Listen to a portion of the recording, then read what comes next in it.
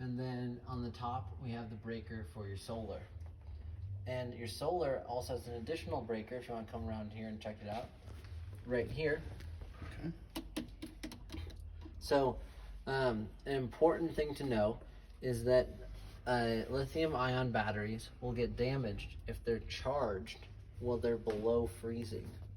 So, what that means is you want to turn your solar off if your system's on and your batteries are below freezing. Okay. Now you can discharge the batteries if it's below freezing. Okay. So it shouldn't be much of an issue unless you're like let's say you're going out for a weekend and you just are turning the van on after some time off. I'd recommend running your heater and letting everything warm up until it's about room temperature. So is that the case? Like we go skiing, like if you're out the slopes the whole day you come back and you like. Well, you should run your heater in that case. Okay. Because the other thing you have to think about is if your batteries are frozen, your pipes are frozen. Okay. I mean, not necessarily. The battery might get colder a little faster than your pipes, but you do not want your pipes to freeze and burst in a van.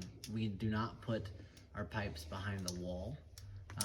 So that if there was any issue with it, you could address it. It wouldn't just be like leaking behind your wall.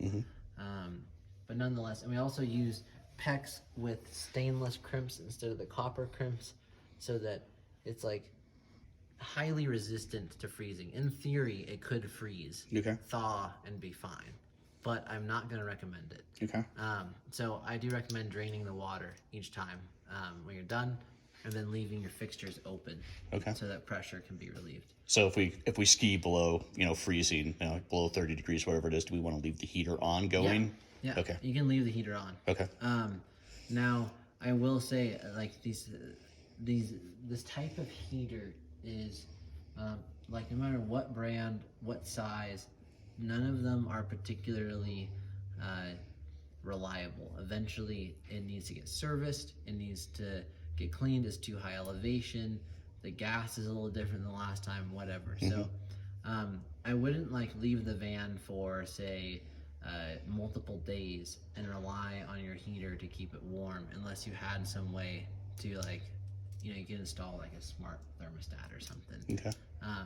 But the heaters are they have a 7-day timer, they have 7-day settings, but I personally wouldn't rely on it to keep the van at temperature for multiple days at a time. I go check on it at least. Okay. When you go ski for the day though, you're fine. Okay. It takes at least 8 hours below freezing for your pipes to freeze. Okay. So if it's warm in here and you go skiing, when you get back, it's gonna be, if you turn the heater off, 8 hours later, it'll probably only be 50, 40 degrees in here. Okay.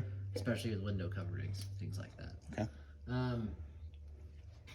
So when we turn in storage, when you turn the main breaker off and the dial, then we don't have to worry about the batteries when it's below freezing. Is that right? That is correct. Okay.